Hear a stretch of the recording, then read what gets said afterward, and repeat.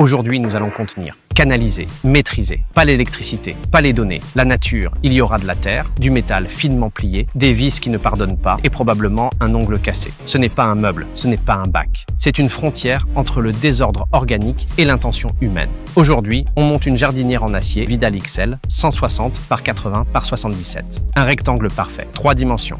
Une seule mission, faire pousser des choses. Et pour 65 €, c'est pas une promo, c'est une philosophie. Préparez vos gants, préparez votre clé de 10, préparez-vous à faire face au conteneur à salade le plus intimidant du marché. C'est inutile, mais indispensable, c'est élégant, c'est salé, et ça commence maintenant.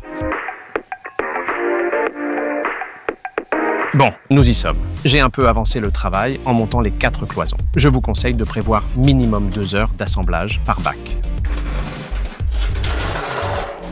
Il y a des pièges à éviter lors du montage, que vous soyez sur une version de 160 cm ou sur une version de 240 cm. Pensez à bien aligner les trous dans les angles pour l'assemblage des équerres de renfort en fin de conception.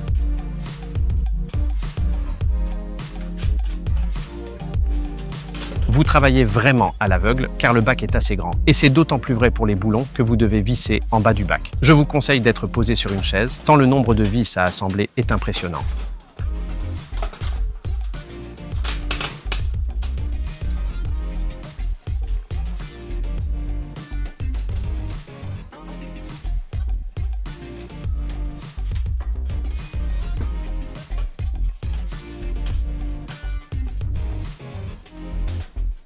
C'est parti pour les cloisons latérales. La plaque du dessous se chevauche avec la plaque du dessus. L'alignement des trous est encore plus délicat.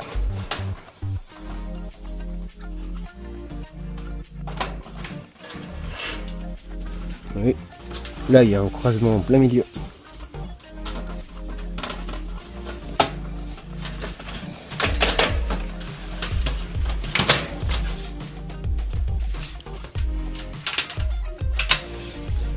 Et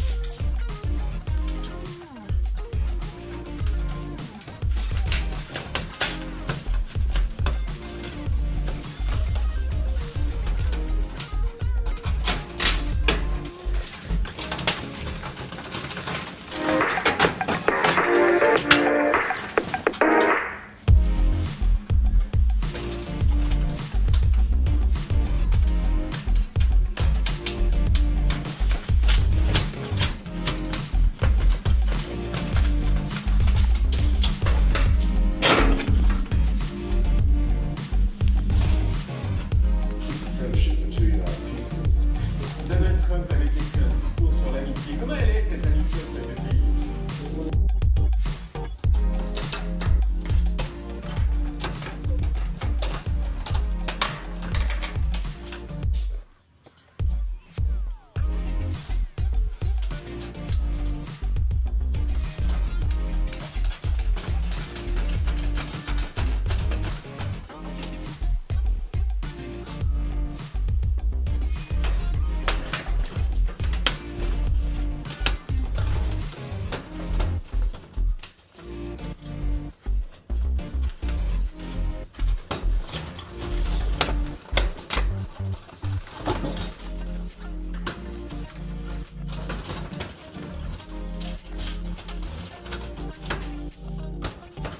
Voilà, ici typiquement, nous sommes sur un fameux chevauchement de plaques.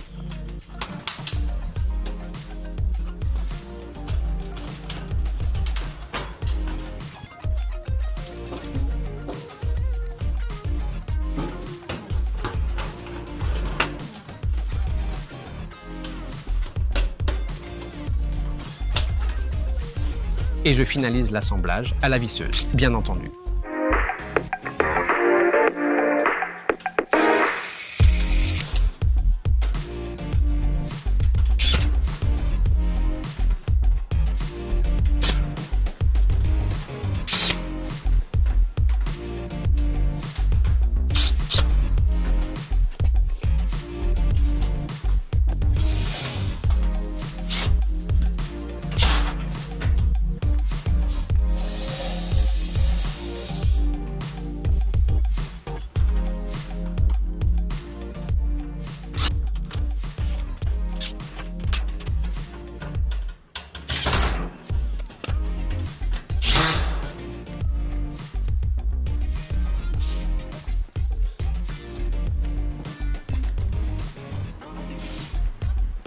La manipulation des 2 ou 3 plaques, selon votre modèle, doit être faite avec délicatesse, sinon votre métal va se tordre.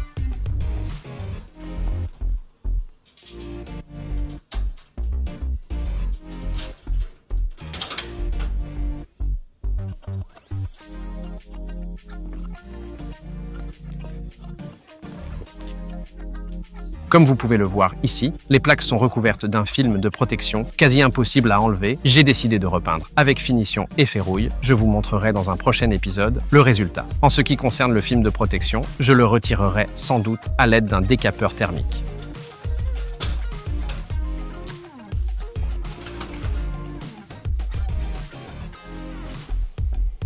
Voilà, c'est tout pour aujourd'hui. À bientôt sur Inutile mais indispensable.